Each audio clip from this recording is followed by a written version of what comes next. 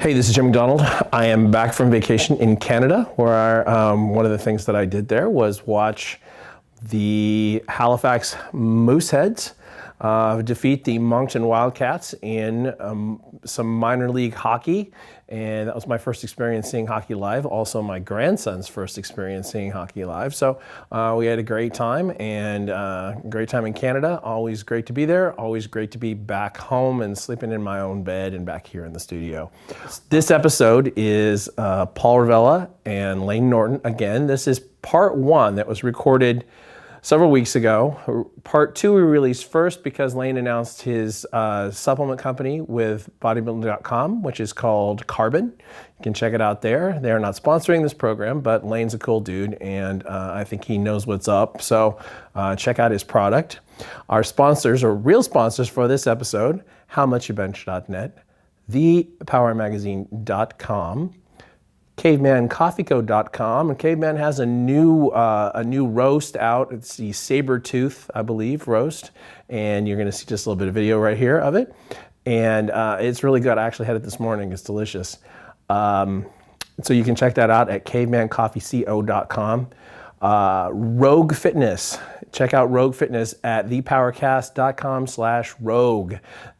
And you're going to see right now a little bit of footage of that I didn't show before of us using the equipment in the gym. We use it every single stinking day in the gym. We really rely on Rogue Fitness's equipment. And Compex USA at shopcompex.com. The Compex Muscle Stim unit is not just like a regular TENS unit or something like that. This will do a lot of different things. You can use it pre-workout. You can use it for recovery. You can do it for muscle relaxation specifically. It's a great machine, and the three of us have been loving ours, and we bring people in from the gym and hook them up to it a lot. We have one here that just stays in the studio. But anyway, check it out at shopcompex.com.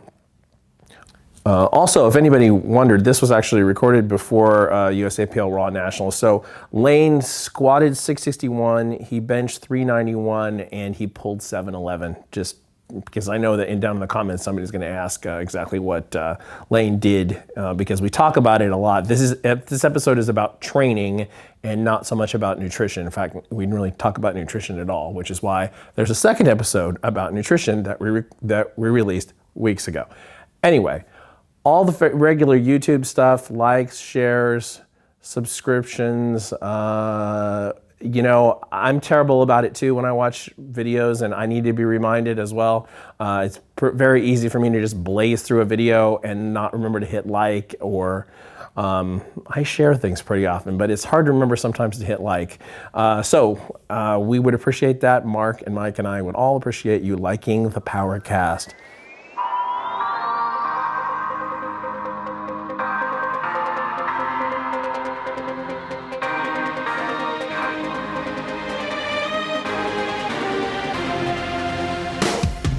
Recorded live at Super Training Gym in West Sacramento, California, this is Mark Bell's PowerCast. Alongside Silent Mike and Jim McD, here's your host, Mark Bell. Who knows what we said? Mark went on an N-word rant one time. Very PC N-word rant at that, but it was an N-word rant. Didn't make the news like Michael from Richards. my fucking iPhone. Yeah, he was talking about his iPhone being racist. And he's trying to type in, I'm the guy from Bigger, Stronger, Faster, and it just ended up being Nigger, Stronger, Faster about 100 times in a row. But doesn't the iPhone remember what you type? So Maybe. Yeah, maybe. I ain't going there. It's a real possibility. Yeah, I ain't going there. Yeah, it could be so bad. Hey, That's your cue, buddy. that's me. What am I supposed to do? I don't know. Hola. Something. We haven't done this in a while. Sing I feel and like. dance and stuff? I don't even know. Please do. We haven't done this in a while? I Didn't we don't do know. one I feel last like- week? I'd Technically? feel really special if you had a rap 2 weeks ago. just for today. Just A an open rap? rap. I don't know. Probably not. I'll have to work on it during the. We were talking about scratch doing my a head. collab with fucking Rob Bailey, do a goddamn Also rap standard. song. That would be amazing. He's in all my YouTube videos because he doesn't copyright his music. Yeah, yeah. And he likes it. He did. Yeah, that's awesome. He made it into whatchamacallit, Southpaw, Did he? the movie. Wow. Southpaw, really? he's Yeah, I on the heard that. soundtrack. Yeah. That's sick. That's pretty cool. Him and Eminem. That's pretty dope. Awesome. Yeah. What don't they do? Dude, they're nuts. I think they're actually in Santa They're Cruz like right making now. pants and shit. Yeah, they're doing They everything. race Porsches, Yeah. Lift weights. They do all kinds of crap. Ninja Warriors. Yeah. All right, we're here today with fucking BioLayne. Goddamn Layne Norton himself and his homie Paul. Paul, you have a last name? Revelia. Yeah, it's too Revelia. fancy. I can't even say it. I always fuck it up. I know. Siri I was fucks going it to up, butcher too. it, so If I just spelled it for you, didn't you would say it way different. Yeah. Was it like Revelia? Yeah. Yeah. That's what it is in my head. Yep. Siri always like calling Paul Revelia. All Revelia. Siri gets a stutter all of a sudden, gets nervous. That's excellent. So Layne over here sometimes lifts like a maniac. Sometimes. Do you lift with him often, Paul? Yeah, I think for the last 4 or 5 years or so, we've been pretty consistent training partners. Of course, he goes through some phases where his training blocks are really intense. Right. So I just show up, do my thing, and leave. Or try to show up for his big AMRAP sets, for Right. support. But yeah, Let's go to the ruse. Where did you guys meet? When's the anniversary? When's the baby? he was my first coach. I found him pictures of him on the internet. Hey now. Oh. Those kind of I saw those Which pictures. website is this? Paul, can we punt from there? It's Can we the back up on that one? bodybuilding.com section, but there was an adult. No. Yeah. Which fruit was involved? Yeah. I was just interested in Kumquat. possibly competing in bodybuilding, and I heard of this guy Layne, and I never heard of natural bodybuilding before. And I thought, let me. Neither email have we. Yeah, it's because it doesn't exist. And when I emailed him, he actually emailed me back. So from there, I said, hey, I'm interested in competing, and When we meet at the Arnold in 08? yeah, the following year, I came up to the Arnold. I was a little nervous to meet you, and my wife, my current wife, they were girlfriends at the time, and his wife hit it off. And as I walked away from the booth, all excited, she's like, "We're going to dinner with them tonight." And I was like, "What? We're going to dinner with Layne Norton?" So you got him married. Basically, I think I was already married. I think no, you were, not quite. You were getting married, Getting married, yeah. but Yeah. basically, his wife decided that we were going to be friends. Like Easy. we fit. Yeah, She just forced it. Isabel's. My wife makes all the decisions. Nice. I ask for permission on everything. How whether, long? whether or not it's true, it's important that they think it is. Oh, no, it's true. That's true. My wife's Latina, so she'll just kill me. Yeah, there you go. How long have both of you been lifting? Layne? Since I started out when I was like 14 years old, just because I got picked on and everything a lot. Imagine that. And started lifting sand weights in my parents' basement, and was kind of super inconsistent with that. Just got a girlfriend, stopped lifting. Yeah. Got dumped, started lifting again. Story of my life. So I got consistent around age 17. So I'm 33 now. So I'd say I've been consistent for 16 years.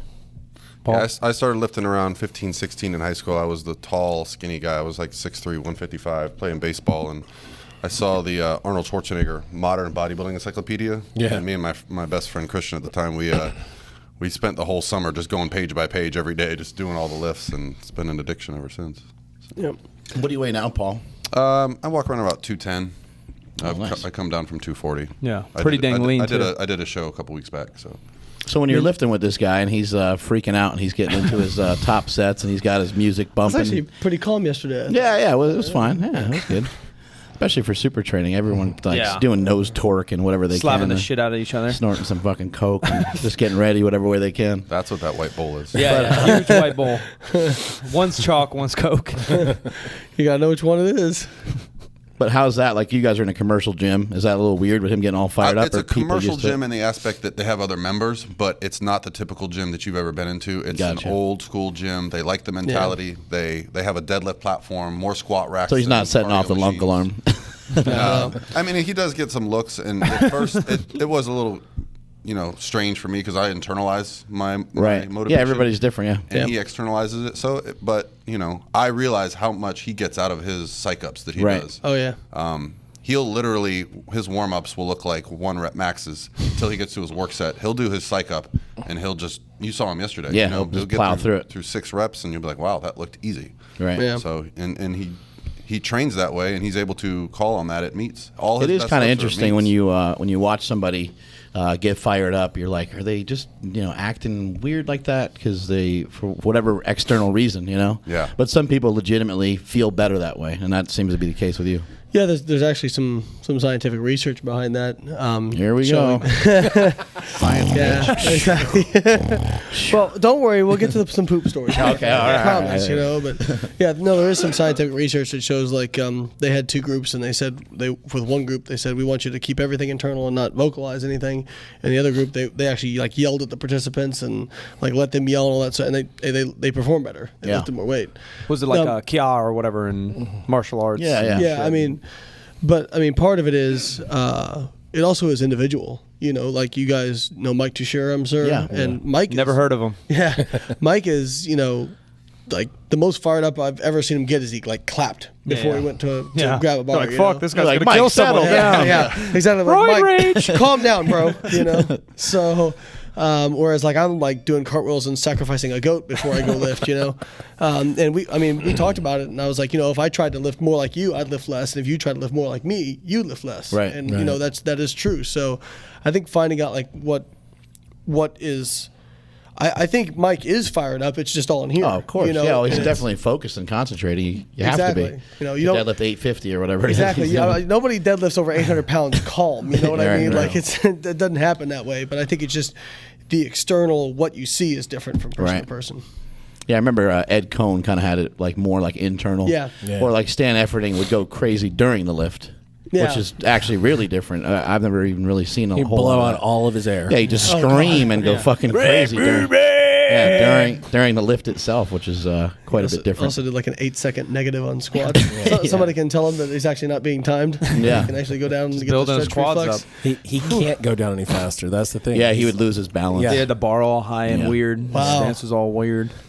Could be because he's Beast. he's got like kind of fairly thin legs for how much weight he's pushing, you know. So maybe it's like I don't know. Maybe it has to do with no body calves, type yeah. or something. His feet are under Me and him he talked does about the this. real one. Two guys with the smallest legs who squat the most. Yeah. Me and Stan, pretty much. Skinny legs. If you were backstage at IPF Worlds, I would be the last guy you're betting on to squat the most weight. You know, like because everybody's 3 inches shorter than me at least, with enormous quads.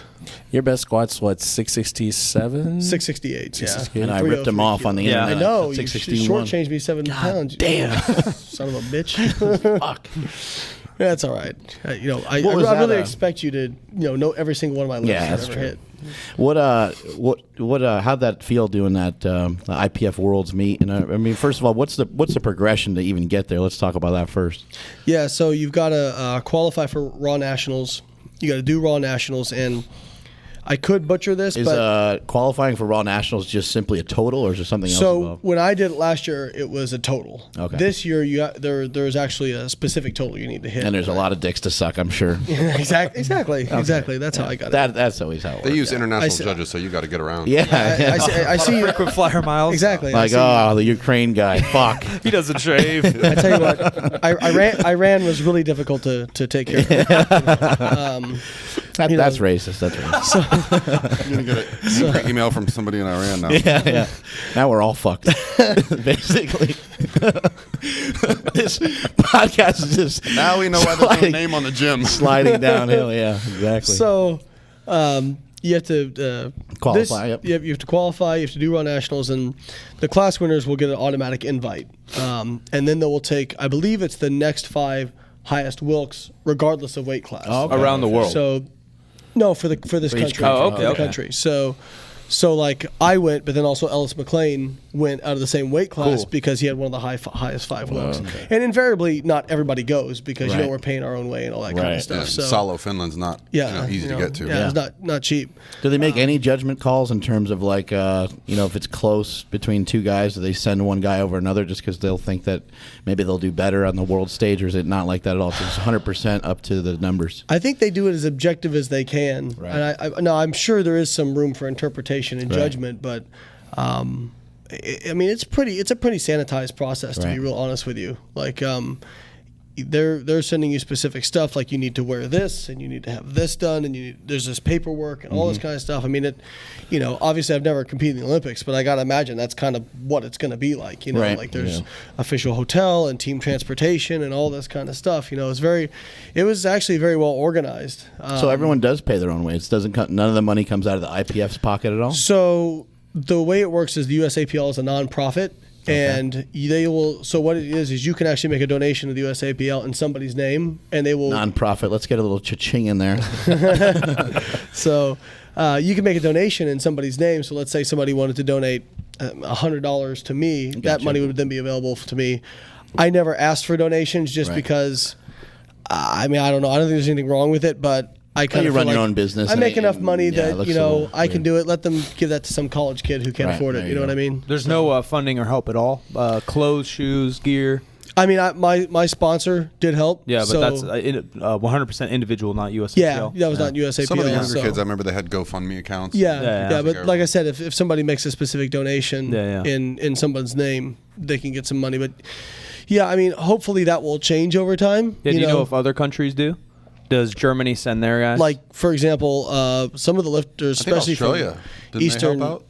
Their well, lifters? We Eastern talked to European Joey. countries, some of them will like straight up pay their lifters. Yeah, yeah. Like Yeah. Russia always fields a great team because they're paying them to go. You know, like that's tough to compete against because you know at the end of the day you can love it, but if it costs you $8,000 to go over there, like it's a tough deal. But you know that's what was cool is men's and women's teams both won overall gold, which was pretty awesome. Yeah, that's First time really that's cool. ever happened. That's amazing. Or no, I'm sorry, second time that's ever happened. Did you go on the trip? Yeah. Oh, actually. awesome. He did, yeah. I had to miss nationals. Unfortunately, it was some family stuff going on at the time, and me and my dad were sitting in my office on my iMac watching Layne cool. lift, and I was like, I am never missing this again.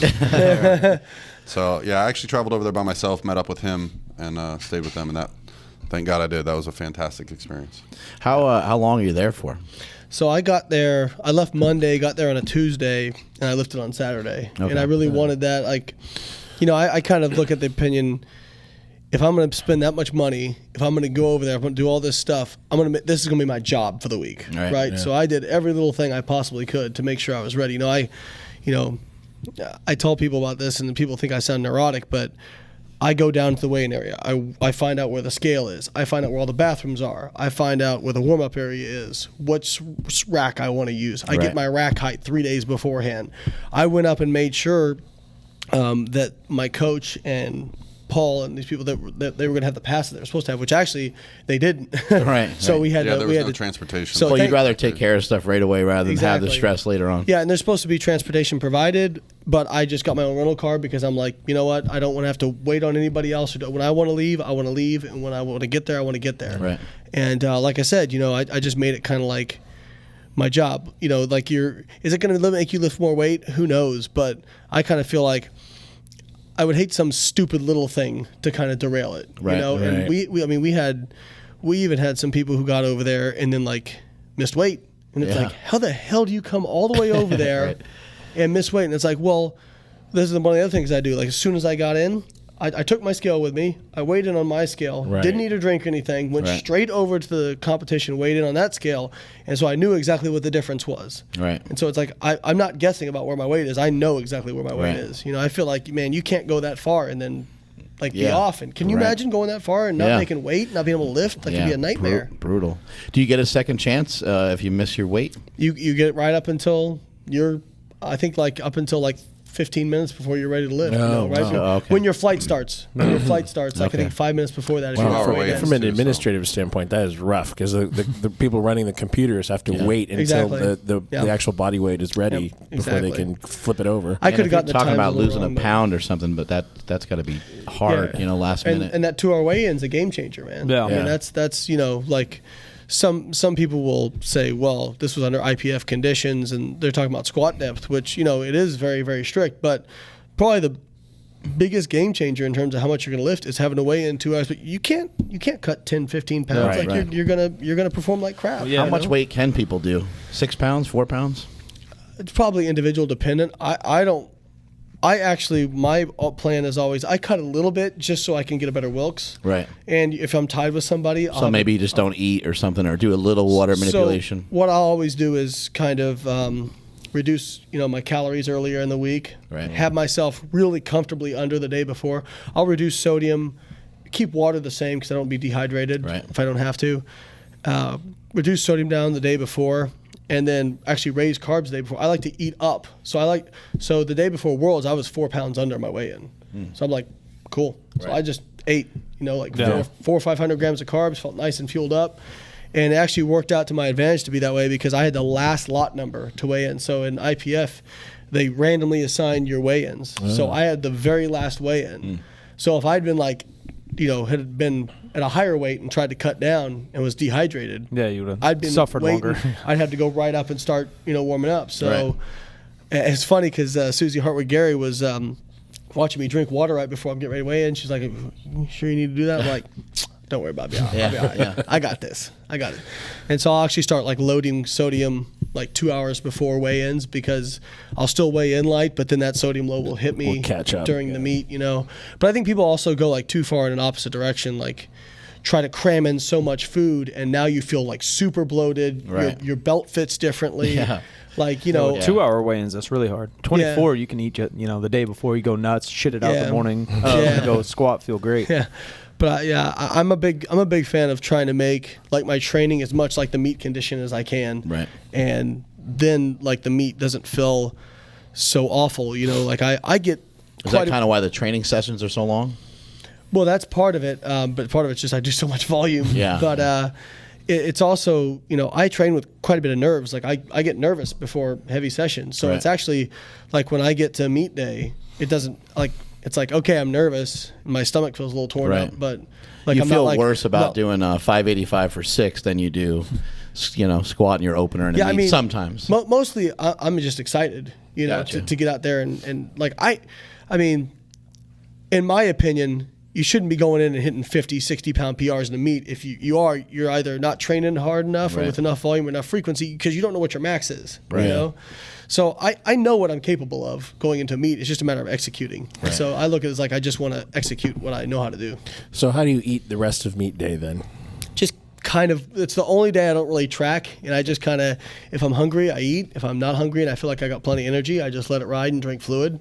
But yeah, I'll usually take some things that are like really easy to digest, like sugary, that aren't going to cause like a lot of GI distress. So I'll have like some Pop-Tarts or Starburst or Skittles or something like that, with some easy to digest protein. Might have like a whey protein shake or something like that just to stabilize my blood sugar.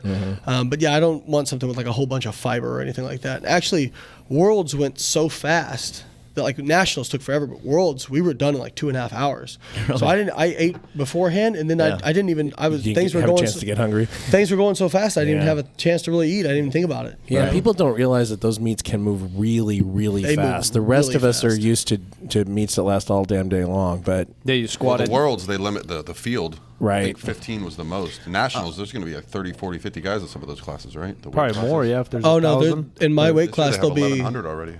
Yeah, in my weight class there'll be like 140 lifters, I think. Yeah, so but they limit the flights. I think the flights can be a maximum of 15 lifters or something like that. They stay on the clock too. Oh yeah, like if you're, it doesn't matter. Like there was one guy actually. I'll probably get it wrong, but I think he was Algerian, and I don't know how his coach let this happen, but he comes out and his straps are down on a singlet. And he has to take off his belt, get his straps on, and he misses his lift. It might not have been the Algerian lifter. It could have been, so I don't want to slander Algeria. I actually met some of those guys. They were really nice. But it's like, how do you let that happen? Like you gotta be watching, And so, he timed out. And you gotta be on point. It's not, okay, it was just a little mistake. It's like, no, your time's up. I'm sorry. Next lifter, so. People want to say, oh, the IPF's mean or whatever, but they're consistent. They don't give a shit who you are. Like if you don't follow the rules, you're going to get red lighted. That's just the deal. Back to your really long sessions. Ed Cohn's good friends of ours. He said he threw up before all of his big squats. You got anything going on during your long sessions? I can vouch.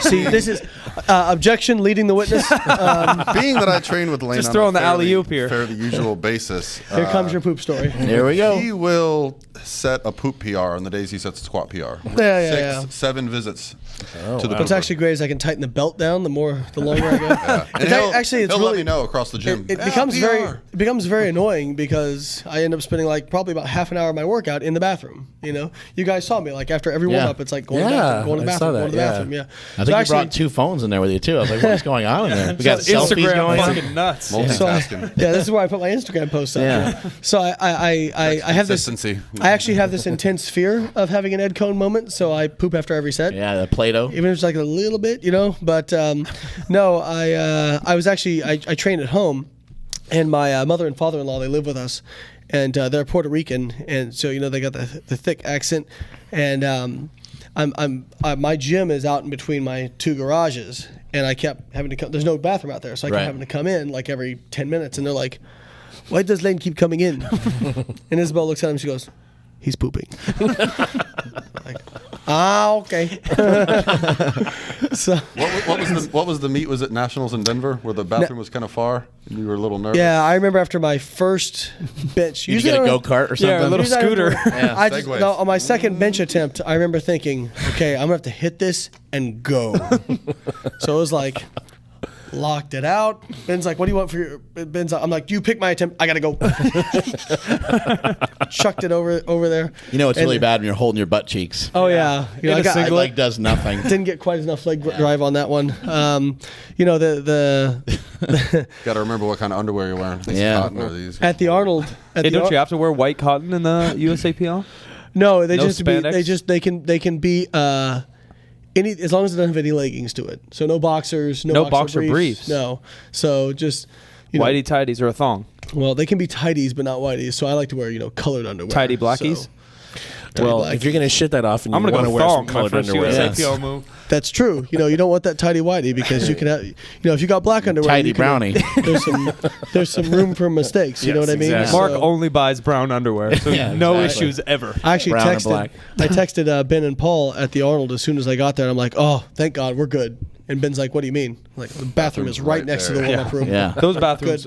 Speaking of the Olympia last weekend, those bathrooms are so disgusting. Oh, but they weren't as bad as they usually Oh, are. I don't know. When I went, they were terrible. I looked in every stall. I just had to pee, luckily. But I There's looked just at shit overflowing out. just of the toilet. flowing of actual It's like shit, Mark's though. house. Like, exactly. Yeah, protein It's shits the poop everywhere. Armageddon going on in there. It's like flowing down the side. All that magnesium. You can just picture the guy holding onto the sides as he launches himself off, So gross. It wasn't as bad as it normally is. Not as bad as the Arnold either at all. No, Arnold's the worst. Arnold is definitely the Something worst. about- Arnold, I figured out you sneak out and you go to the hotel across the way. They got some hidden nice bathrooms. No, the trick is there's gymnastics in the way back. Yes. Those bathrooms aren't touched. Right. Yeah. Oh, that's That's what you get with They're that fascinating. exhibitor backstage pass. Yeah. Just roll right around the VIP, back. bitch. Yeah. I will say that at one point I went in to pee and the only open urinal was next to Mike O'Hearn, so I went in the stall. No, the bathrooms at the Arnold and Olympia are You great. wanna They, feel bad about yourself?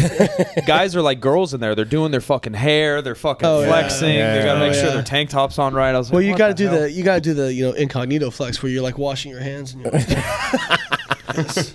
Okay, we're good. Let's go. Hashtag incognito flex. The more I get into powerlifting, the more I'm like, I like powerlifting.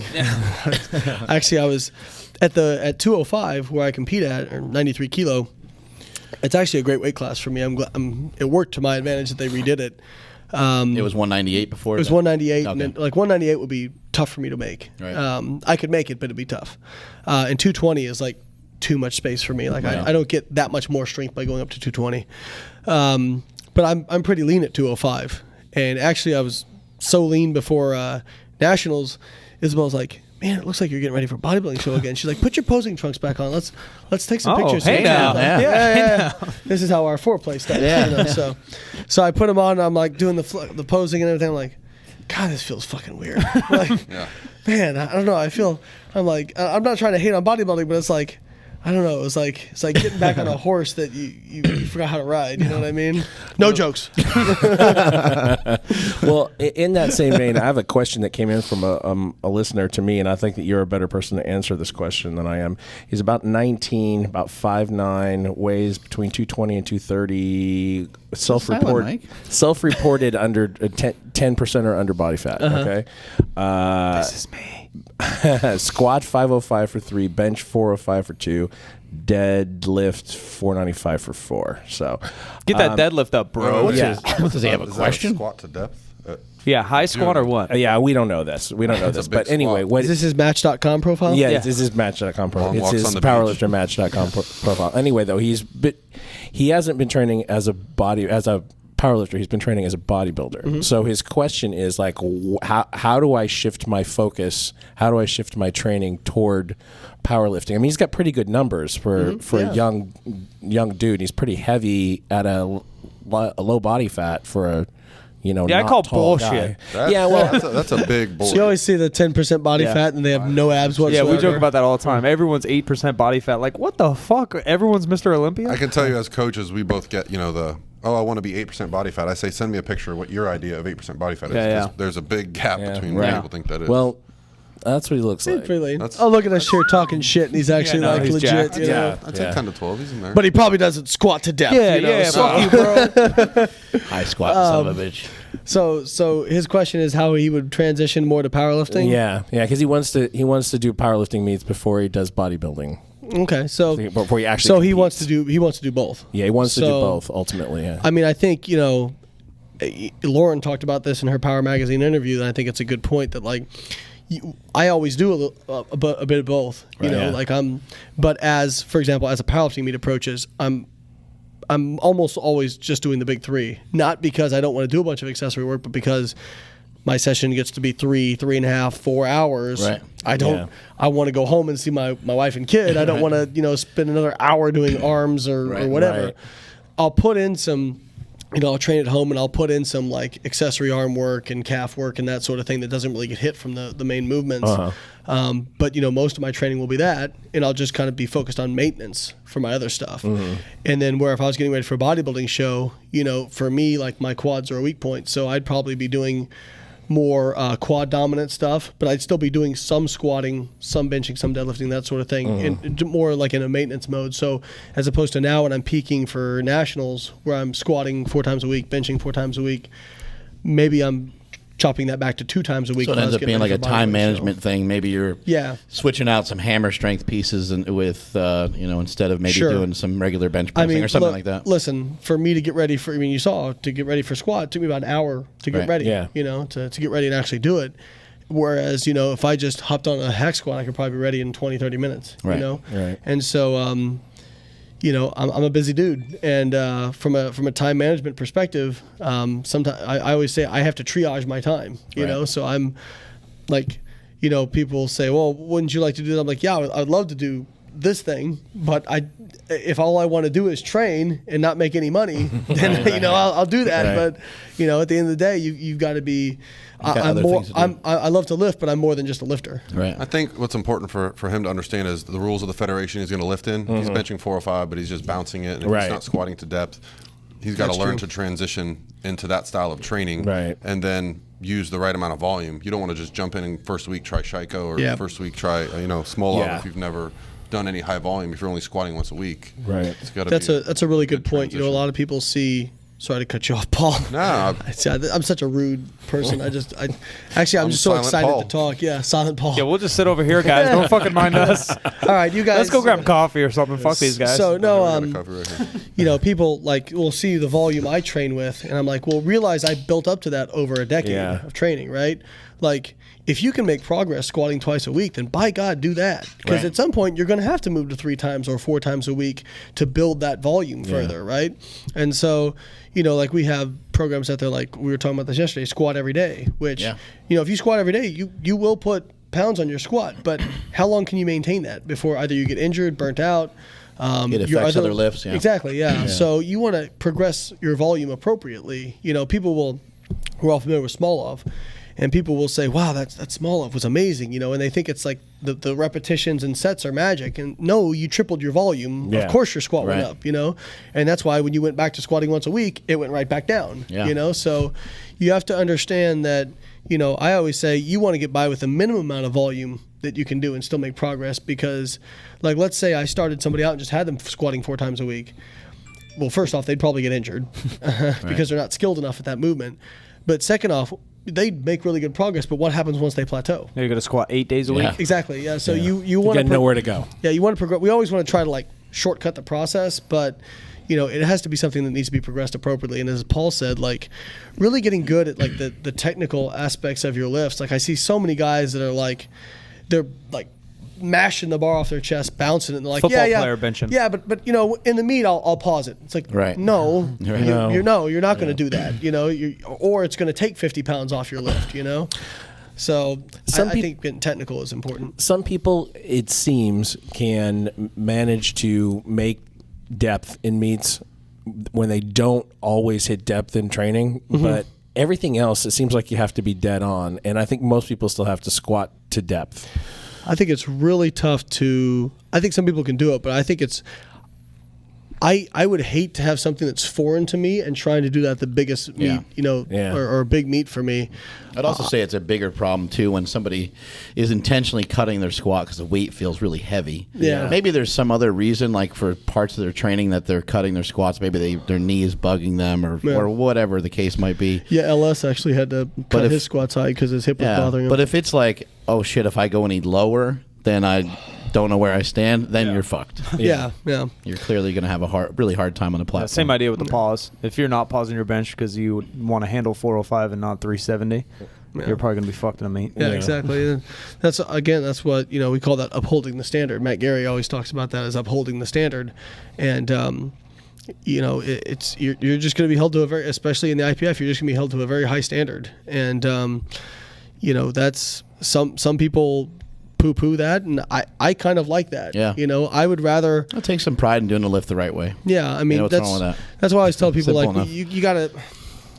people will talk about comparing lifters across organizations, and you kind of have to just compare within an organization. Like, you can't compare across because there's so many different variables, which is unfortunate. Although sometimes you can, because like Ray Williams has like the biggest squat ever. In sleeves. In sleeves, yeah. Across the board. It's easier to go top to bottom than bottom to top. Yeah. Total beast, man. That performance was And then you got someone like Blaine Sumner, and there's just broke the total record. Yeah, I mean, it's unbelievable. That guy's nuts. He competes like every day of the Arnold. In gear and... Yeah, he's like full meat, raw, push-pull gear, and then all he seems bench like he only has a gear. lot of fun with it, too, What a maniac. Blaine's a cool guy. He's fun to be around. All those guys were like super cool to be around. Yeah, a lot of fun. Everybody sitting in the crowd cheering each other on. It was very cool. It felt very much like a team. That's something that's pretty cool about powerlifting in general. There's a lot of shit on like Facebook and stuff where they're not as cool, but in person most powerlifters are most pretty people cool. Are super supportive. The first time I ever went to a meet was his meet, and I was expecting 400-pound sweaty guys eating donuts and with red faces. I walk in and 4 or 5 people like, hey, what time are you lifting? And I was like, I don't lift. I'm not a powerlifter. I don't even lift, bro. Doesn't even lift. I had such a great time. I planned my first meet that week. Oh, cool. That was it's a really nice environment. Everyone's supportive. No one's rooting against each other. Right. Everyone wants everyone to get their best lift that week. They want to see people hitting PRs and high fiving and stuff. It was a great example of that was at the Arnold. My last deadlift, I was pulling to beat Ellis McLean, and Ellis is over on the side whooping the audience up, like getting them fired up. So it's I want him to do well, but I'm like, man, I don't know if I'd be doing that. You know what I mean? Like to be honest with you, but no, like actually he's trying to distract you, probably. That's all it is. Why the fuck you cheering for him? God damn it!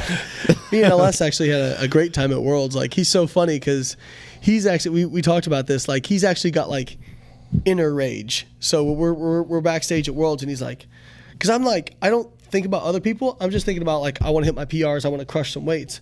And Ellis looks at me, he's like, we're going to crush all these fools. You know what I mean? But then when he gets walking up to the platform, he's like boogieing and stuff, and like dancing and whatnot. You could see his personality when he walks up to the platform. I was trolling him on Instagram, so like as he was getting ready for his third squat, he's like listening to his music and doing this, and I'm like selfieing in the background, like me jamming out, so... we had a good time, man. He's a good guy, and Ellis was at the Olympia this year, walking around. Yeah. I don't think we've run into him. He was in SAC for like 2 days, and we couldn't line up with him. Yeah, you'd love him, and he's total beast on the bench press too. Yeah, strong kid. He's good at every lift though, because he squats over 6, benches high 4s, and deadlifts high 6s. He's. Yeah, let's just stop talking about like competition because it just gets me like, oh god. You got the nationals coming up, just a couple weeks. Yeah. So that's going to be crazy. 1,140 lifters, I think, are registered right now. Crap. It's going to Middle of nowhere, Pennsylvania, or something. Yeah, Scranton. Yeah, it's going to be the biggest powerlifting meet in history, from what I understand. So be pretty wild. but that stuff excites me. Like that gets me super hyped. You know. Are you excited by your competition? You know, because there are some really good competitors in your weight class. Does it get you kind of fired up? Like you hear these different names and see some of these guys do these big lifts. Does it get you hyped up? Yeah, I mean, like competition always fires me up. Like I love high level competition. I know Jesse Norris is on the sign up list, and you know, I want to win, but I'm an objective person with myself. I'm not pulling out 250 pounds of my total out of nowhere. Right. So if Jesse comes in and does what he's capable of, you know, then I'll hopefully qualify for Worlds on Wilkes. You know, but. It's not a bad guy to lose to. He just kind of poops on everybody. I mean, what do you do? A 20-something, 2,000 pound total. In sleeves. What's that? The Polish guy that won Worlds. Oh yeah, he would total. He out-totals most 275. I think he squatted 750, benched 440, and pulled 800. Like 8 something. Yeah, he actually. I think his total raw is like the highest total, even in like 275 or it's pretty ridiculous. Stupid. Yeah, He's strong, really nice kid. We went to bodybuilding.com and hung out with him, and he was cool, man. Yeah, I talked to him for a little bit when I was out at bodybuilding.com, and I mean it's you know, obviously it's incredible, and you know he always gets the he can't possibly be natural, and because people ask me like, Layne, don't you find it hard to believe? And I'm like finally someone to take some of the pressure off me. Yeah, exactly. Right? And I'm like, and my first inclination is like, honestly, well, yeah, it's hard to believe, but at the same time, it's like people have a hard time believing about me. So it's like, he's passed all his drug tests. Like, how am I going to be a hypocrite and say, well, that guy's got to be on drugs? You should be pointing the finger. They take all the pressure. Be like, look at him, man. Why are you asking me? Yeah. But no, I think that Bryce Lewis kid, juiced to the gills. Exactly. Well, Bryce is like this tall, you know, and he's a beast too, man. But I'm glad actually Bryce is going to 231, not just because I don't have to compete against him anymore, but also because I think that's just a better weight class for him. I think you're right. He smashed his what did he total. pull? 722 or something? Yeah, squatted 6. Fucking awesome. 1785 total. I mean, that's a beast total. And his bench had some weight on the platform, I think. 446. Yeah, I mean, fast. He's very well rounded, you know. Yeah, the 205 is tougher for him than it is. Yeah, he loses quite a bit on that weight cut. Yeah, I mean, you might have to stop wearing those spandex if he's going to keep going up in weight class. Woo, boy. So, but I know I think it really points to like you see Jesse coming in and all these other guys. I think it points to like how high level the competition's getting in the USAPL IPF. I think a lot of the best lifters are saying, like they'll look at nationals last year, like, man, that's fucking cool. I want to go do that. You know what I mean? Because I mean, it felt like a national championship. You know what I mean? You got like Gino yelling at you. You got the monitors. It's live on the internet. You can watch it anywhere in the world. It's cool. So I think it's great for powerlifting. Like powerlifting, I think the raw movement, and you know, like you guys know me, I'm a libertarian. So whatever somebody else wants to do, that's cool. But you know, I think the raw movement is just helping powerlifting a lot. Oh yeah, we agree. We talk about it all the time. Just even on the basics of like physiques look better. Yeah. You know, you look more jacked. You're trying to fit a weight class. You know, to take that like even a whole step further, though, I just don't understand why there's people still even bothering with the gear like that aren't doing at least a little bit of both, because at this point it just really doesn't make someone any like sense. Layne Sumner to justify some of the methods that you're using in terms of like gyms, like even like Westside Barbell, they never creeped into raw powerlifting. I think it's a big mistake personally. Yeah. Well, I think if you're ever going to get it, you know, I don't think any of this stuff will ever get mainstream just because most people. But this is about as mainstream as it gets. All two of our listeners. But I think that, you know, there's potential for it to go more, and we've seen that. You know, 1,100 lifters registered to meet is insane. Yeah, you know, that's well, and great. they have the countries and they have the requirements. They're going into the World Games potentially. They're trying to unify. I mean, it it continues to grow at this rate. It should be pretty good at a certain point. It will never probably be as big as CrossFit or something like that. Right. It should continue to grow. But thanks CrossFit for the boost. Yeah, exactly. Sure. Well, there's a lot of people in CrossFit who want to do powerlifting too. Right. So they'll come in and they'll be like, well, I kind of know how to squat, you know. And I don't like doing all this cardio. Tons. There's tons. We know tons of CrossFitters. But at least CrossFit like gets that. it right. You can't sumo. Yeah. That's cheating. I agree. This you see what I deal with on a daily basis? Now you only deadlifted conventional 405, right? And then, yeah, exactly. And then 780, right? Yeah, exactly. Sumo, right? Yeah, it doubles your deadlift. It's science. That's so weird. Yeah, it's amazing. No, actually, I tell people like I pull range of motion with straps. Yeah, I pulled 700 conventional, but you know, I tell people Is there a video? Yeah, there is video. It was shot. Camera was dead that day. It was shot on a Actually, potato. The battery. It was it's kilo. kinda far away. It was kilo plate, so it was $6.99. $6.99. That's Mark's best deadlift. too. $6.99.96. You know, So it doesn't count. But there was chalk on the bar, so I'm pretty sure it was 7. Little fly. You know, I actually got that. People are like, you can't call that 700. Okay, guys, fine. But no, I actually, like, if you look at the way I'm put together, I probably have a better potential as a conventional puller. But because I have so much forward lean when I squat, like if I try to pull conventional Low 2-3 back. times a week, like I'll just be destroyed. What do you think of these pecs, Mike? Does he need more pec deck? Maybe a little bit more pec. Oh. Titty Oh. dance on the table. Oh, I take it back. He may have a pec deck in his living That's room. a pro bodybuilder. That's I think right. The Rock You forget coined it. my The original peck pop of was. love. Wow. Yeah. The other guy, Pec pop. Terry Crews. Oh, Terry yeah. Crews yeah, kills the yeah. pec pop. Is Absolutely. that yeah. video of him real where he's got all the electrodes hooked up I've- to him and he's I've like heard playing it music is. like a band? Have you seen that, Smelly? I don't think so. So he has sounds he has like fun. Yeah, he has like electrodes to every up to muscle, every muscle and then group. the opposite Careful, side. of you're the- getting Mark Yeah, excited. he's really excited. At the other end of the electrodes, connected to musical instruments, and he starts, and it doesn't sound like music, but he starts flexing everything, like freaking out, and like It drums seems are going real. nuts, a trumpet's fucking playing. That's a great video. This That one? sounds awesome. Yeah, it's like Yeah, it's a commercial. Yep. so good. Is it Old Spice? Yeah, So, Yeah, so watch, dude, he'll he's flex, so he'll jacked. flex a pec and then it'll hit a snare drum. Tss, tss. But then he just starts playing the whole instrument. What do you think of those undies, Lane?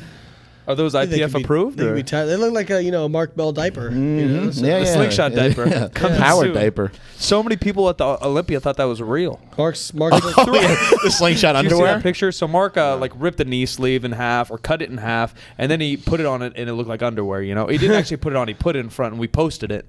Some people are like, "Oh, you're coming out with briefs When or can I like get those? slingshot Yeah. underwear?" They were dead serious. Imagine how getting text about disgusting it. that would It's be. so weird. Let me help you understand how dumb people are. If you go to my Instagram, I posted a thing that was it was a satire on Subway, and because Food Babe got some stupid ingredient banned in Subway. Yeah. Or not banned, but taken out. But it's like, stop Subway from using dihydrogen monoxide, which is water, right? Changing And the way you say H2O. so I understand not everybody's a chemist, or we'll get that. Yeah. But I put like the first line in my description is, "This is satire." They're talking about water, but watch how many people take this seriously, and you can watch the comments Yeah, just go nuts. Oh my God, have you seen this? And they tag their friend. And I actually start getting mad. I'm like, how fucking dumb can you actually be? Read something. Like you're the person who like reads the title of a Facebook post and just shares it and doesn't actually Yeah, yeah. like Penn even and Teller, click on the that article. Penn and Teller show bullshit. They actually yeah. did something where they got people to sign and ban dihydrogen monoxide and walking around DC. You know, they protest everything there. Exactly. It was really funny. Yeah, because if something sounds bad, it has to be bad. You know. We're just watching tons of Terry Crews. Yeah, best of Terry Crews Poppin'. commercials. Dude, he's so He funny. was an American Gladiator with Michael Hearn, wasn't Yeah, he? yeah, yeah. Was he? Yeah. I didn't know that. Yeah. He's fucking jacked.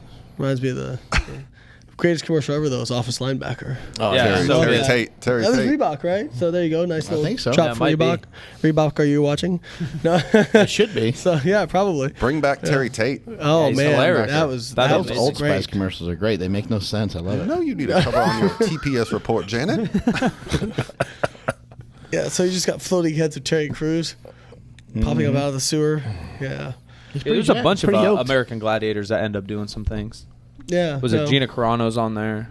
Was she really? Yeah, yeah. think She was so, yeah. maybe on the second one. I That's guess the there's third two. damn. Michael Right. Hearn make anybody feel bad about themselves because you look at him and be like, oh well, he's a pretty boy, he's got a lot of muscle, Yeah. but he's not. Oh shit, he's strong. Yeah. He's strong too, yeah. Oh crap, he benches 5. Yeah. Oh, Yeah. Oh, he shit. weighs 270, but he doesn't have. Oh, great God, he's got abs and Yeah. obliques. Like, how?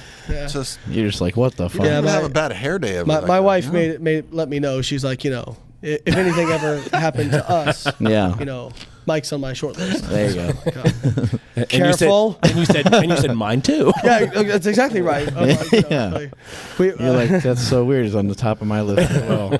I'm like, we could make this mutual agreement here. No, He's been doing some videos beast, with man. Stan recently where they're doing like little squat offs and Yeah, deadlift yeah. off. And Yeah. Yeah. And Mark always says that O'Hearn's even stronger at like weird lifts that people don't talk about, like tricep extensions or like a shoulder press. Incline benches yeah, 405s, yeah, stuff like that, rather than the 455, power like, moves. Yeah, he can crush people in the gym. I mean, you get like dumbbell tricep extensions or skull crushers or Yeah, I think I saw a video with any like of that 80, shit. I mean, 80 or 100 dumbbells, and he's just Yeah. fucking doing tricep He was in your extensions. brother's movie. and he's just never. He's in like the outtakes and Chris stuff. said something about, you got mad that day. I outlifted you on that one lift. Yeah. Yeah, like I mean, even Oh, just is it like pinky extensions? or fucking something? lat pull down or what? It could be anything. Chris He's just was good big at all back of it. then. He's Some just one of those people- guys that never ran into like any injuries or anything. He's been able to stay He talks pretty about healthy. lifting from the age of like 14, 15. Yeah. So He was at jacked a when he was powerlifting 14. gym. Yeah, he's been powerlifting, bodybuilding forever. You look at me. You're I think super even with that jacked. kid's question earlier, with the switching over to powerlifting, I think, a lot of times the bodybuilders come over and they're super strong. So if you're trying to convert over and you're trying to do powerlifting, if you're successful already, you're already strong, then why not just kind of continue on with what Yeah. you're doing? Yeah, I think the truth maybe is- a little refinement of the single rep and the lower rep range maxes. But Yeah, the truth is they're other not than that, that, different. They're not Everyone wants to mutually make it like exclusive. two Yeah. different, 100% different sports like Yeah. baseball and soccer, but Yeah, it's not well- that different. Alberto Nunez said it really well. He was like, listen, if you want to grow more muscle, the best way to ensure that is that you're lifting more weight over time. It's one of the empirical measures we have of progress. When I first got into powerlifting, it was kind of like I'd be in the off season for bodybuilding, and this was a way to keep myself focused. Just training hard, that sort of thing. But people would be like, "Well, aren't you worried about what will happen to your physique?" I'm like, guys, pretty sure if I'm adding plates to my squat and deadlift, like I'm not going to just shrivel away. You might get wide hips. His weight Yeah. has doubled. And Yeah, exactly. I mean, it's. I joke about it because I'll hashtag, powerlifting ruins your physique, that sort of thing. But that's what people told me. They're like, Yeah. "Oh, you're gonna ruin your physique," it's et cetera, et cetera. I'm like, yeah, okay. Thank God I never really give a shit about what people said because I never would have done any of the stuff I did. So You gonna ever go back to bodybuilding at all, Layne? I don't know. I'll get him back It's- on. Maybe. Back on stage. I think. God, these Terry Crews commercials are fucking weird.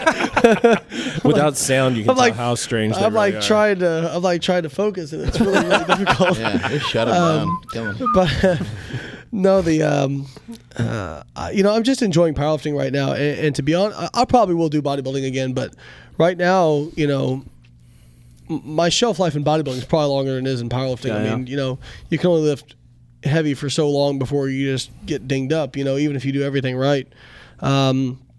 And so I'll do this until I just get bored with it. You know what I mean? Like maybe it'll stop being fun, but right now it's really fun for me. Maybe it'll stop being fun at some point, and then I'll go back to bodybuilding. But I kind of always got to have something to push myself with. Yeah. That's kind of the point of Your it. nutrition's pretty much intact. Yeah, no, anyways, it won't be too hard. I mean, hell, I'm leaner right now than I usually am in my bodybuilding off someone who seasons. spends so much time with him, seeing him go from walking around at 220, 230 to walking around at 205 with Yeah. abs all the time and squatting 600 pounds. Like a tall guy, Kind of look in the mirror at Big myself, hands, go, why big am I feet." walking around 240? I don't need it. I don't need to be 240. So I actually dieted down this year, like slowly over time. Just Yeah, to- he did a men's bikini I got sick of competition. you having abs and not me. So And then I was dieting while he was dieting, and he was like, "You just can't let me have anything." Yeah, we talk about that. You know how like I can't be women's leaner or stronger. yeah. Women's menstrual cycles start to become the Sync up. same when they Yeah. hang out. Like me and Yeah. Mark's cut and bulk always kind of goes together. You Yeah. guys probably go together. Exactly, It helps. exactly. I can't It's have so weird. I'm doing that too. Like fuck, man. I was trying to switch things up. exactly.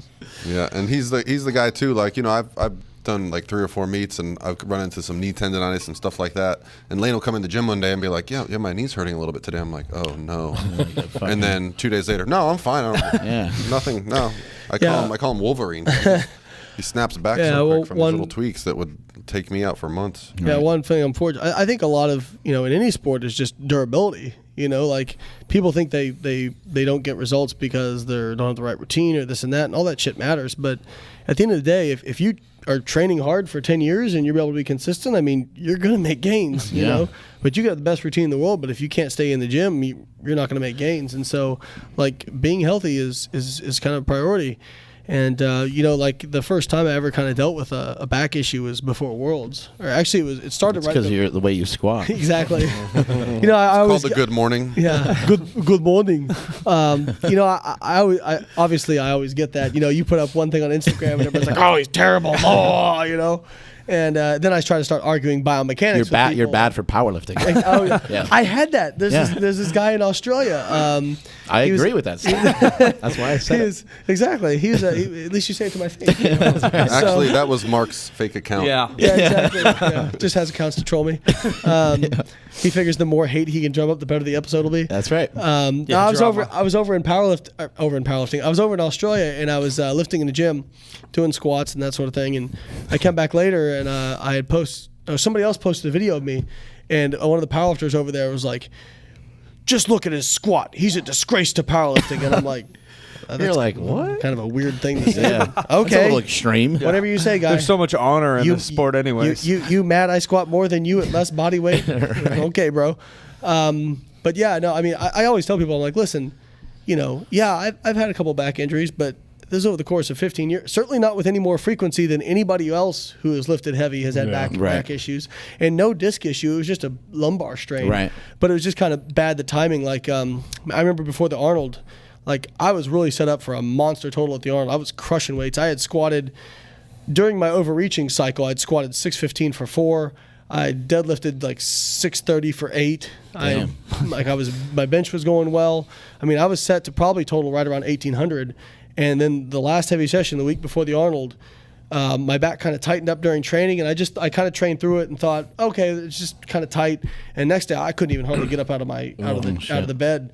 And I was very much in doubt as to whether I was going to do that meet. And the meet was on Friday. This happened on the Friday before. And I just took completely off, rehabbed as fast as I could, went in on Tuesday, and I said, okay, I'm going to try and hit my openers. If I can't hit my openers, then I'm going to pull out. And Pulling out. Yeah, exactly. I hate pulling out. And but I was able to go and hit my openers, and then obviously was able to make the Arnold happen. Even though I wasn't at my best, I was still able to put up a real good meet. Right. But then, like, I was friggin' destroyed after the Arnold. Like, the day after the Arnold, I was walking around the expo, and I was just like, lumbering. Oh my God. Powerlifting waddle. And then I kept trying to, it was kind of bad because it wasn't bad enough to where I had to stop training, but it was bad enough to where after training I would be like sitting in a hot bath for an hour just to like be able to get to sleep, Right. And so I finally had to take time off squatting and deadlifting. Did you rub his back at all at that time, Paul? No, but I was excited because he joined me on the leg press. The leg press. Came to the dark side. So at the same time? I sit in his lap usually. He's the bottom. Yeah, reverse cowgirl leg press. Okay. Listen, I'm the tight end. You're the wide receiver. So Tight end? So what Hey, what do you routinely do for mobility, recovery, any of that? Yeah, so I don't. This guy. I don't. Paul always hates me because he's like, "You'll just come in the gym and put 135 on and start squatting." That's kind of what I do. Yeah. I was So- addicted to Kelly Starrett for a while, so I'll be like, you got to try this. You got to try But this. my- Like, I'm just going to squat. My kind of personal opinion is that if you can come in and just squat, then just squat if you're mobile enough to do it because it's more specific for what you want to do. But most people aren't that mobile enough, especially after they've been doing this enough. Yeah. So, I'll do some foam rolling. I try to do as minimal of static stretching as I can before I train. But if I need to do something at mobile enough to squat, I'll do it. But I'll do some foam rolling and then usually static Targeting stretch. something specific. Usually my hips, my hip flexors, my glutes. And then I'll We like foam roll my turd cutter hamstrings. around here, but that's okay. foam roll my hamstrings as well, and that.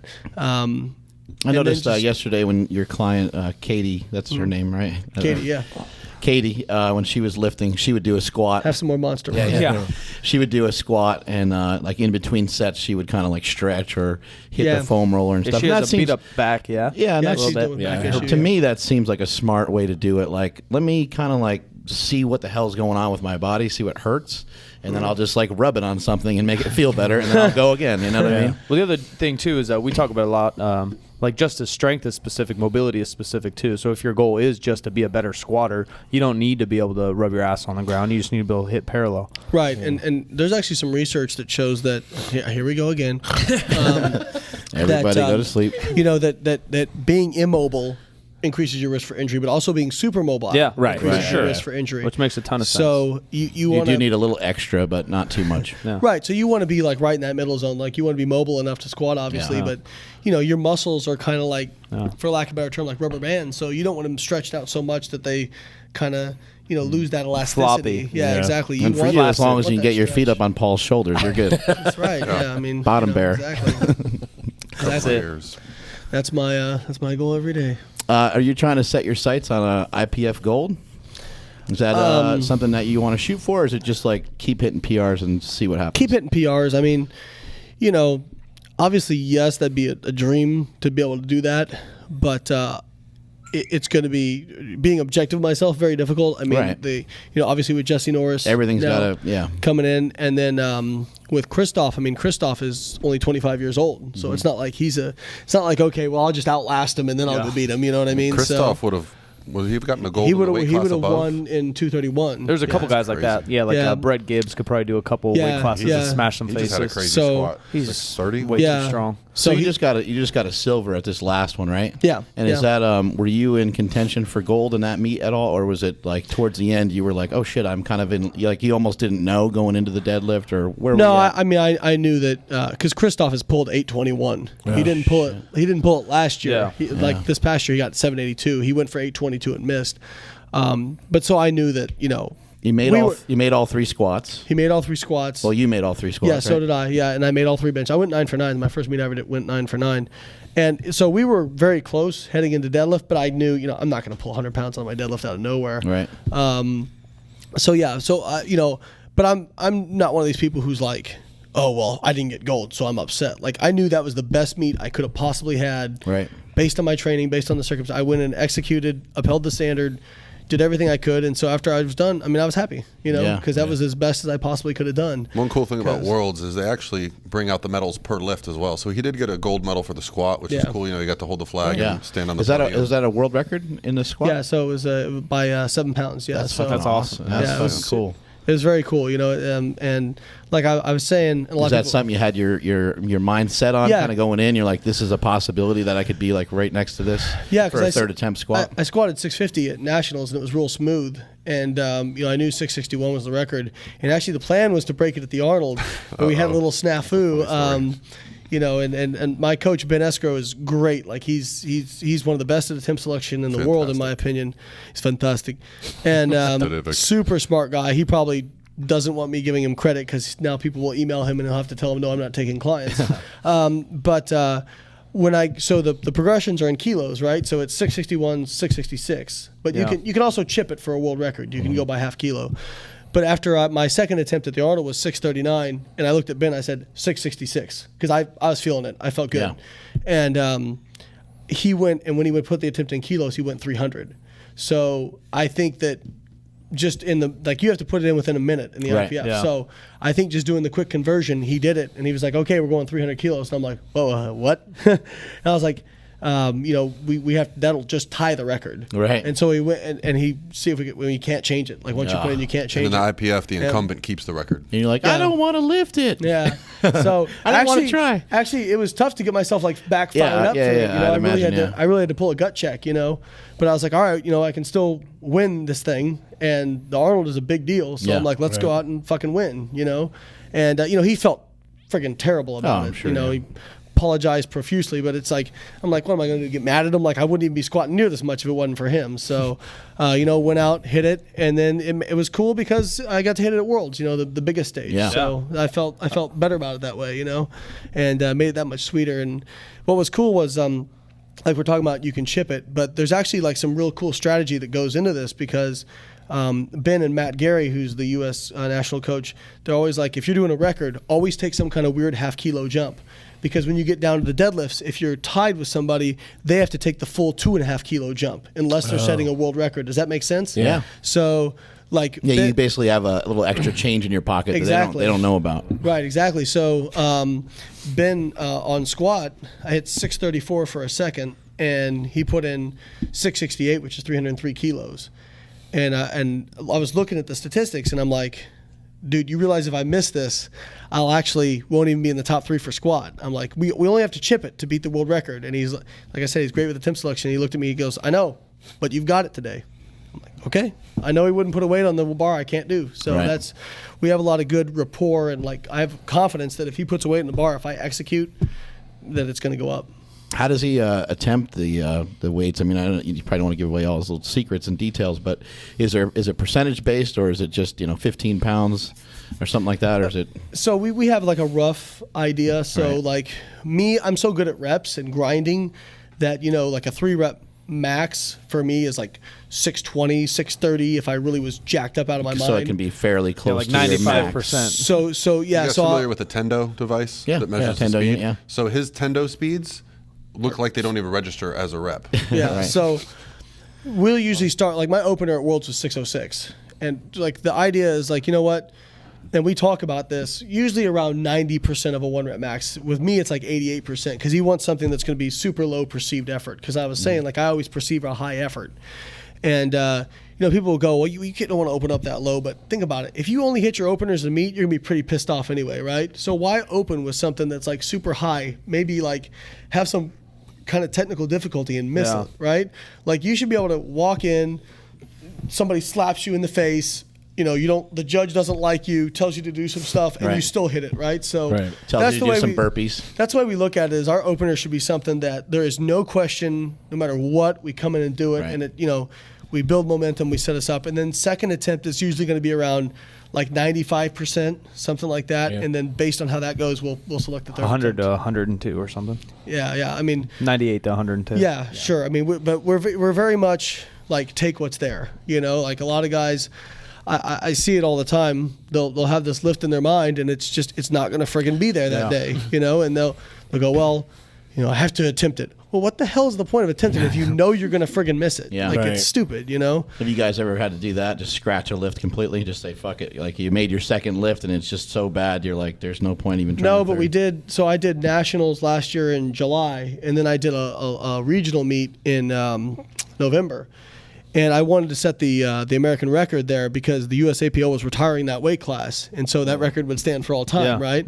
And I had planned to squat 655 because the record was 650. 198 at the time. At 220 actually. Oh, all right. But I did it at 200.8 pounds. But we're warming up, and I'm just like, I know in the back of my mind I just don't have it that day. Right. My squat, I knew my squat training had been going great, and got this. My second attempt was 622. And for my third attempt, I always like to know what I'm doing. I'm not one of those people like just put it on the bar, don't tell me what it is. I have to know. And I'm like, all right, what are we doing for third? And Ben's like, something you can do. And I'm like, just tell me, dude. I'm a big boy, And he's like, 633. I'm like, okay, fine. I knew. And 633, that was the right call because there was not a pound left in there. But what happened was, when I got to my last deadlift, I still was in line for hitting a PR total. I still was in line for that. Now I missed it. I went for 722 and I had it locked out and it flew out of my hands. The only time I've ever had a grip issue. And I think I just didn't. I used a hook grip and I think it just wasn't in fully. And so even with all that, like just by taking what was there, trying to focus on going 9 for 9. Matt Gary talks about this. What's the best way for you to get the best total? Make as many lifts as possible, right? And this is a very foreign concept to a lot of powerlifters, Like he talked about, like, listen, if a PR's there, take it. If it's not there, you can still make your best total ever, not PRing on any one lift. And it's so funny how you can have that conversation with somebody before a meet, and when it comes time to actually put their attempts in, they fuck themselves every time. Even a training session for some people. They'll hey, Mark, what are you doing today? Oh, I'm doing 5 sets of 3, blah, blah, blah. Like, what? Okay, maybe I'll do the same. Oh, okay. And then they're off there hitting 1 rep maxes in the corner. Yeah, exactly. You want some auto regulation, some room to have fun, that sort of thing. But if your training isn't structured at all, like you're not going to get the most out of it. Right. And, I think a lot of people shoot themselves in the foot. And when it comes to competition, like I said, like if I started worrying about chasing Christoph and saying, oh, I've got to squat, 689 and I got to bench 407, well, guess what? I'm going to go 1 for 3 or 2 for 3 on both those lifts, and I'm not even going to be on the medal stand, right? So instead of doing that, take what's like on bench. I want to hit a 400-pound bench. At Worlds, those pauses were friggin' long. and I did 374 for my second, and it was probably harder than it should have been. And Ben's like, okay, we're going 380 for your third. Because he's like, listen, it's a hell of a lot easier for us to eke another 2.5 or 5 kilos out of your deadlift than it is to get it out of your bench. Yeah. And that's totally correct. So I was like, it's fine, dude. Let's go 9 for 9. You know what I mean? And What about it was your the right call. What about your warm up? You said you started with 606. Yeah. In the squat? What's your warm up look like in the warm up room? So yeah, it's a little bit different because kilo plates, but I can Right. tell you what I usually do every day is I'll start off like I'll do 135 for 9. I'll do 215 for 7, and then I'll do 290 for 5. Then I'll do 370 for 3, and then I'll do 455 for a single, 525 for single, and then I'll start my working sets. Regardless, and And sometimes you pretty much almost do that every time. Every time. I think that people do kind of weird warm-ups, just kind of however they want. I like to make stuff as repeatable as possible. And also, I want my body to get used to that. Yeah. So it knows as I'm getting ready, like, when it's time to go. I went through it with you yesterday, and it was actually, we got to our main set fairly quick. Yeah. You know? Yeah. Well, for me. Yeah, I mean, it's, like, and Well, also. it took a little while. We use were that- changing weights and stuff. But I use that last kind of warm-up as an indicator. Like, I know about what that should feel like. Right. And so if I'm supposed to when I'm doing conservative maxing, for example, if that feels good, I'm like, okay, maybe 610, 615. If it feels like crap, I'm like, okay, maybe 590, 595 or something like that. Right. And so I use that kind of as an indicator of what my conservative max will be. I think everyone should have a number. If your best deadlift's 400, you should know by 315 how that day is going to go. Yeah. If your best Yeah. pull is 600, maybe around 500. Yeah, I think being honest with yourself is a big deal, and it's something a lot of lifters don't do. Like, listen, everybody wants to win, right? But right. the goal at the end of the day should be to do the best that you can possibly do. Like I was saying, like, I want to win, but I'm also a reasonable guy, you know. Right. If Jesse Norris comes in and he hits the kind of numbers he's capable of, if I start trying to chase him, I'm going to go like 4 for 9. You know what I mean? And I'm not even going to be on the medal stand. So I'm not going to worry about that person. I'm going to worry about, okay, I'm going to do everything I possibly can. And then, you know what? We'll see how the chips fall. Right. Yeah. And you know what? I'll put the pressure on everybody else to hit their lifts. Yeah, well, that's exactly what Ed Cohn said when I asked him that question. Like, what did you think about your competitors? He said, I never thought about them. I just went out and hit the numbers that I knew that I was capable of, and I, just let the chips fall. They just happen to be the best. When you get to be somebody who gets known as somebody who executes on game day, it puts a lot of pressure on other lifters because Right. they know they're getting, You're still playing a psychological game, whether or not you're playing a psychological game. Yeah, I mean, I would like to think of myself as a gamer, Yeah. and I've had my coaches tell me that, and Mike Zordos, my friend, tell me that, and he's like, listen, you scare the crap out of some guys, which is always weird to me because I'm like, we're not fighting or anything. Right. He's like, he's like, no, because they know that on game day they're not going to get B+ Layne Norton. Right. They're going Right. to get A+ Layne Norton, And I and they've think- got to execute. It's very unfortunate how often you see powerlifters go into meets and have meets that do not reflect their training at all. Absolutely. And I think part of that is not training to the standard Yeah. in training, right? And then also letting kind of whatever other people are doing affect Right. you, and then letting nerves get the best of you. Yeah. I perceive the more gear that you pull away from the lifter, the more weird variables you have, though. So once you get rid of like bench shirts and squat suits and knee wraps and stuff, It then should be it's- controlled. Then it Yeah. should be a little less complicated for the Yeah. person And to that's- understand what they're actually capable of lifting. And when I say, like, in gear lifting, you'll have guys hit 50, 100-pound PRs just because they can't lift in all that gear all the time. So they're Right. doing some raw training, that sort of thing. So they don't really know what their max is until they get in there, Yeah, right? right. Whereas, like, if you're raw training, you should know damn well Yeah. what you're capable of, Right. And it's not going to all of a sudden be a whole lot lighter when you compete. No. Like I think that's the misconception. I think people think they get excited. They're like, I'm going to be so fired up, and this and that's going to happen. And the 667 or 668 that you hit, it's not all of a sudden going to be. It's not all of a sudden going to feel like 630. Like it's not going to Yeah. just explode out of nowhere and shock the fuck out of everybody. I ask him exactly. sometimes, and when he's warming up and he gets to 500, I'm like, "Does that ever feel like 225 to you?" He's like, "No, it always feels like 500." No, I'm like, yeah, people, like, I always figured if I squatted that much, that Yeah. like 450, 500 would feel light. Nope. Still feels like it's going to crush me to death. I just can handle it better, Paul, when you're training with them, do you find yourself sometimes overreaching just because, I mean, obviously you're not trying to like hang with them necessarily, but just because certain weights are on there, you're just like, oh, fuck it. I think early on I did, but one thing that Layne has taught me is like be yourself. Like right. Focus on do your own weight. You know, so it's hard to do. I did jump in and do some powerlifting meets, and I've done basically all the powerlifting platforms that you can do, including what's popular now with us is the daily undulating periodization, and I made some great progress, fantastic progress, but you realize early on, I'm never going to be a world-class lifter like Layne. So I got out of it what I could get out of it, and I really love it. And I still program the big lifts into my training. Right. I just have different goals at this time. So I still love training with them. I still love being there. It gets me psyched up. If we can deadlift together or bench together, then that's great for both of us. What about with clients and stuff? Do both of you guys use a lot of powerlifting with clients, even if they're doing physique or bodybuilding or whatever? Personally, yes. I think learning, the people that we've learned from, Mike Zordos, who's teaching at Florida Atlantic University, learning about periodization and the principles that apply. It applies across the board. It's not specific to one sport or another. It's specific to getting bigger, stronger muscles. You mean like bigger, stronger, faster? I almost went there, Chris Bell. There you go. So free plug there for you. So I think it depends on what they enjoy. So if somebody hates to squat, I'm always gonna if somebody's interested in squatting, if somebody's interested in squatting, I'm always gonna foster that because I think it's great. I think people will enjoy.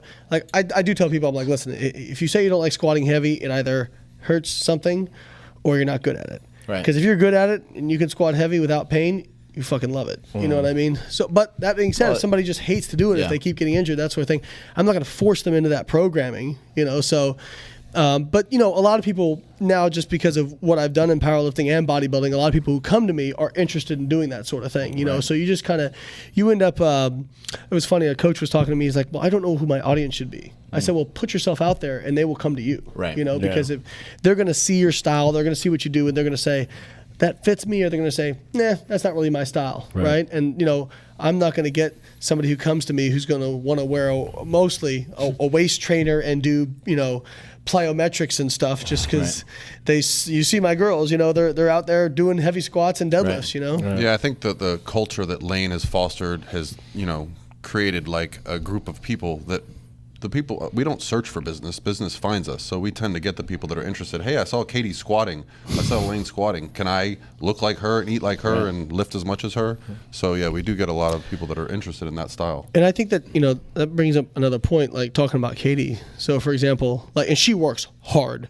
But what's her best squat again? She did like 290 or 347. Oh, Jesus. 290 for reps. Yeah. Shredded. That's what it was. Yeah, she's yesterday. done Some ridiculous 255 for 19. Yeah, 18 reps. She did. Our guy Sam that I introduced you At to. 145. He would crush her, or she would crush her. Yeah, Marcus was asking him. He was like, hey, that girl just did like 290 for like 3 reps. He's like, what's your best? And he's like, I did 235 for 10. He was getting all defensive. He might have her in the bench, and that's the thing about Katie is, if the people that are listening aren't familiar with her, she's also like 10% or under body fat. She's got striations in her quads and shit while she's veins squatting. going everywhere. It's nuts. Yeah, well, and I think so. I think it's important to, because I will get a lot of girls saying, "I've seen your client Katie," because as soon as she makes a post and tags me, and I get like 50. But there's a big difference between her and Lauren. Like Lauren seems like she likes powerlifting too, likes the strength game as well. But Katie seems like she's like way into the strength game. Yeah. There's a big difference between the two. Lauren's primary goal is bikini, right? But she's still been able to take stuff from powerlifting and be good. But I think what the point to make is, like, I'll get a lot of girls and they'll say, "I want to look like Katie. I want to lift like Katie." It's like, well, listen, genetics matter. Yeah. Okay. Yeah. People don't want to admit this shit, but genetics matter. Okay. Absolutely. So She also mentioned she had a track background. Right. So that'll help too. I always tell people, I'm like, if you practice the exact same way as Michael Jordan, do you think you'd be Michael Jordan? Right. No. Like you would get as good as you can for you. Don't tell Silent Mike that, he's gonna cry. I will. Couple more years. Yeah, couple more years. Now, if you had his work ethic, if you did that, you would get as good as you could for you, right? But maybe that's just not as good as him, right? And that's the same I would like thing to squat as much as Layne. And that's the same thing in try. powerlifting and bodybuilding. Like, we have so many people who don't want to admit that this stuff matters, And the way I always view genetics is, I'm like, I acknowledge it matters, but it at the same time, it's like, Can't change it. Yes, it matters, but I've spent exactly this much time worrying about what my genetics were, and other people worried more about my genetics than I did. They either sucked or they're the greatest thing ever. Right. It's funny because according to people, they sucked when I started, and now I have amazing genetics. So I think that it's one of those things you can't change, and you'll never know what your maximum is unless you put as much time and effort into it as you possibly can, and let the chips fall where they may. But don't think that just because somebody did something one way that you can just copy that and you're going to get the same results. That's not how it works. That's what everybody does. That's what I'm everyone's going to do looking the for. Dan Green deadlift program and pull 820. Probably not, buddy. And I'm not specifically talking about Dan Green, but just in general, just finding somebody who's very gifted and saying, I'm going to do it. You got to understand, a lot of times people get results in spite of what they do. You had a when name, they're you very had a name gifted. for it yesterday. You had a clever name for it. Was it? Did I? You had a clever name for it, yeah. I can't remember what it You're was. like, oh, that's cold. Went all doctor mode. Oh, confirmation bias. Yeah, there you go. So it's like, I want to look Science, like this. I bitch. want to lift this way. And so, yes, science, bitch. There you go. You guys both mostly do online coaching, yeah? Bodybuilding and powerlifting? Yeah, I compete in. Actually, Layne coached me when I first did my first NPC show and won my natural pro card, and all through my bodybuilding career. And then I got into powerlifting at that time. What are, this is everyone's favorite topic, what are some supplements you take or recommend? We'll start with Paul. A lot of people love to talk supplements, and I gotta say, I keep it very, very minimal. Just what's been proven efficacious. Just branched chain amino acids, creatine monohydrate. A fat supplement if you need some fish oils. Some caffeine? Yeah. Oh, like caffeine's Caffeine's fantastic. great That's the only performance, supplement I take, pre-workout. I actually have a supplement sponsor, Core Nutritionals. Yeah, shout 'em out. Hit Doug 'em. Miller's company. We'll talk about jacked. I don't know if Mark's seen Doug Miller. Oh, What yeah. the Hey, now. fuck? Have you seen Doug Jim- Miller? Jim will pull him up. Yeah, pull up Doug Miller. What the fuck?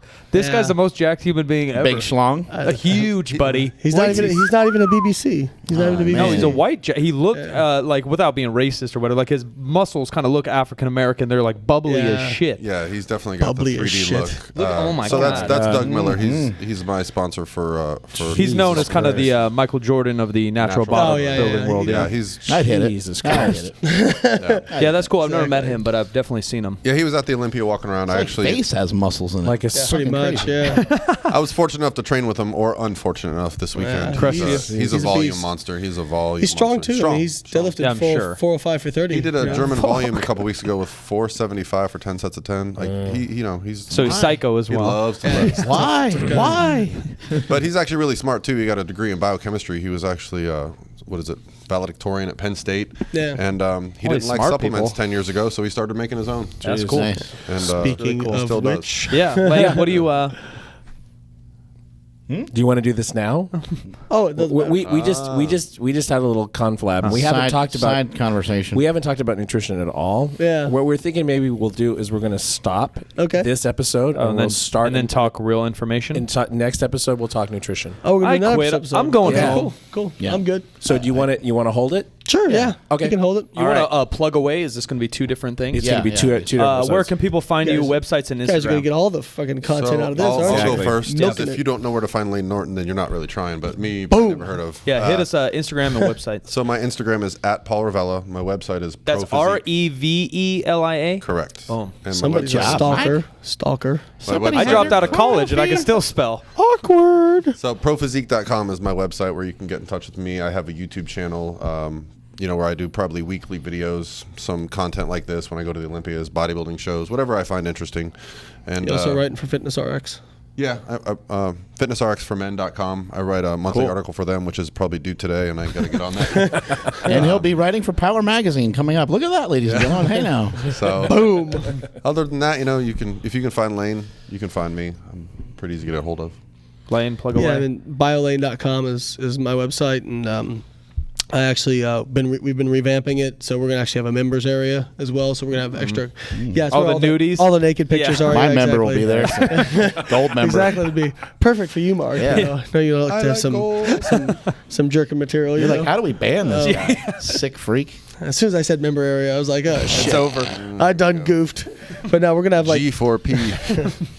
exactly, G for free with us, buddy. Hashtag G for P. Yeah, everything's free here. It's Matt Ogus will be one of our guests. Sorry, Matt, I'm just kidding. I like Matt. He's a nice He's guy. 15 minutes up the road. Oh, is he? Yeah. That's cool. Convenient for y'all. Yeah. We can't get him to come in.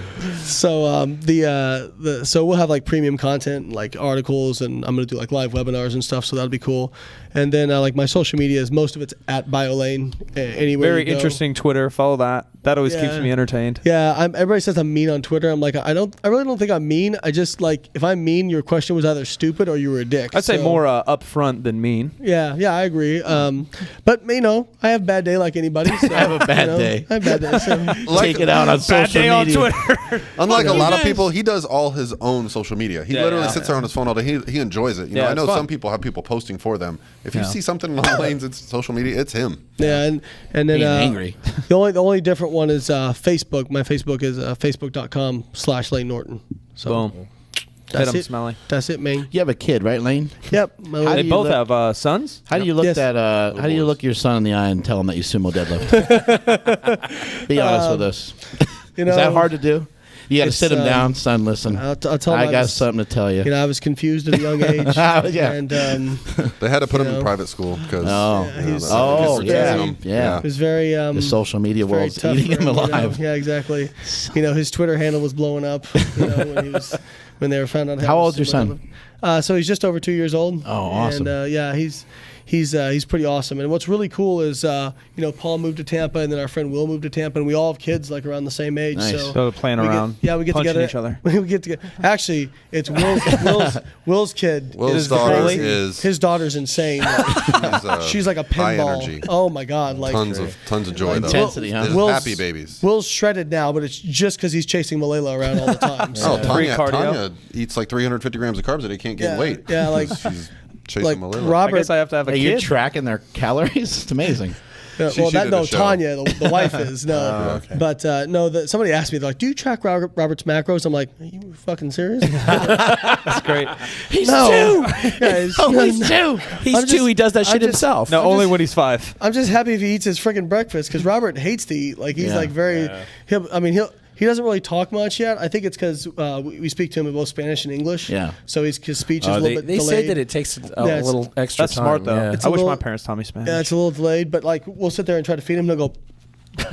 My son Sloan's like- a little different. He just learned the word more. So my wife was telling me they were walking through the grocery store yesterday. He His ate son is two- enormous. 2 bananas Oh, yeah? while they were in Enormous. the store. The grocery cart, when my wife gets to the front, half the stuff's open. Wrappers are Eating open. the whole That's time. right, yeah. Yogurts and bananas. Yeah, he but it's really cool because all the kids get to play together, you know, and they'll Yeah. grow up and be friends and everything. Yeah. So, you know, a lot of times it's like when I grew up, there was very few kids around where I lived, so me and my brother just played together mostly the whole time, and didn't really develop relationships with other people. So it's cool that we have the opportunity Yeah, for that's our awesome. kids to grow up together. Yeah, Sipping on BCAAs all day long. Oh yeah. No, I mean- my son, he's seen me in the driveway doing the prowler, you know, pushing the thing, Yeah. Yeah. and he's out there pushing his little wagon. Yeah, And I'm yeah. just like, oh geez. Yeah. I got to My- be careful what I do. Yes. Yeah. my son is definitely the most chill out of the 3 babies. Like he just kind of does his own thing. Right. He's pretty quiet, Hanging you know? back. Yeah, he doesn't really, you know, he's had some problems with ear infections Hmm. and stuff, and so like, but when he's not sick, like he's just such a happy kid. Yeah. and he's really quiet and kind of does his own thing, you know. Yeah, it's kind of cool to give kids their space and just kind of see what they do. My son doesn't really do anything that I do, but he likes baseball, and I've never really cared Video about games. baseball. You both like but video now I'm games. totally into baseball because Yeah. because Oh, he's yeah. playing it, and You get I'm into whatever helping your coach kids and get all that into. kind of stuff. I think and as it's a fun. parent, that's one of the best things you can do. Like, you know, my dad, when I was growing up, when I got into art, he bought me an art table. When I got into lifting, Yeah. he bought me an Olympic Yeah, weight yeah. set. He That's put up cool. a basketball hoop for me. He would catch me when I was Try to pitching. create an opportunity best you can. Yeah, Whatever I was into, he was happy for. Yeah, neither of my parents played sports at all. Yeah. And you know, I got into baseball and played in high school, lettered and all that kind of stuff. I wasn't great at it, but I was okay. Yeah. But the way I taught myself was I went to the library, got a book on baseball. Like they supported me. You know, they're like, oh well. Now they, it would be YouTube. They but- came to every game, I all that wish kind of stuff. that was around. I bought a Sports Illustrated instructional on baseball, Yeah. taught myself how to play, and there was a big parking lot next to our house, and I would just take a tennis ball out there every day and throw it up against the wall. Yeah. Either hit it or you know, just catch it, and that's how I taught myself how to play baseball. Yeah, baseball is a little tough to like kind of play by yourself with. You know, Yeah. with basketball, you Mark's find very a good hoop. at playing by himself. Playing playing with myself all day, playing with my balls. I think me and Mike are gonna go play some one-on-one for. I'm in. We got a hoop at the warehouse. Oh, Mike's gonna like blow out his back or something. I'm ready. I don't do anything other than lift now. Yeah, you hurt yourself, right? Every time I'm like, Yeah, you guys do anything else like a jet ski or water ski or fucking ski or anything like that? I fish and shoot guns. That's, okay. that's my hobbies. I play guitar and hang out with my son. Well, I could never and my live wife. in California. Yeah. because Nothing No too freedom. daring. No I freedom. like my freedom and 30-round magazines of peace. You know, so He had a shirt on yesterday. It's a bear with no arms, and it says California, no right to bear arms. yeah, take that, California. Talking shit about your state in your own state. Take that. NorCal, there's a lot of hillbillies around here. There's a lot of people that There's a like shit ton of guns here. Yeah, Don't kid Nevada. yourself. Nevada's 2 hours away. Yeah. You can do anything in Nevada. We live near Georgia, so the rebel Well, flags but and shotguns. don't you know if you tell criminals you can't have more than 10 rounds in a magazine that the criminals will listen and they won't. Here do we that? go. This could be its own podcast. Libertarian Lane rants. Yeah, exactly. I'm sure I'll get tweets of. All right, that's it. That's all the time we have for today. You scumbag! You want people to die? No, You're not only bad for powerlifting, you're bad for America. Yeah, exactly. Do you even freedom, bro? Yeah. All right, well, multiply your hustle, multiply your muscle. I'm at Mark Smiley Bell on Twitter and Instagram, and may all your shits be tapered. We didn't even talk about poop. No, we got Yeah, a we little did. poop. We'll get more poop. Yeah, Oh, we're we More did. poop to come. All right. We talked about my Mr. Poop every 5 minutes. I didn't want to have a poop story. That's why I go so much. At Silent Mike 2Ks, Instagram and Twitter. Silent Mike 95 on YouTube. Jimmy D, SCTV, Instagram and Twitter. Follow the show on Instagram at Mark Bell's PowerCast, Facebook.com/SuperTrainingGym, and Twitter and Periscope at SGGymSack. And we'll be back with another episode. Sack.